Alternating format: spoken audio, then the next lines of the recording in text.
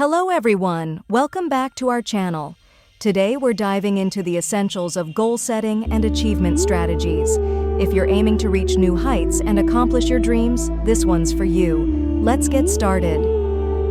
First, get specific. Vague goals lead to vague results.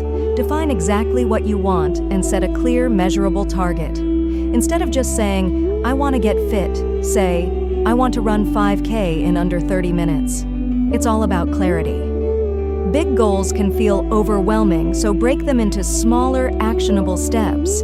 If your goal is to start a business, your first steps might include research, developing a business plan, and setting a budget. Small steps make big goals manageable.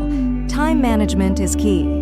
Setting a realistic timeline keeps you motivated without burning out. Avoid the trap of unrealistic deadlines.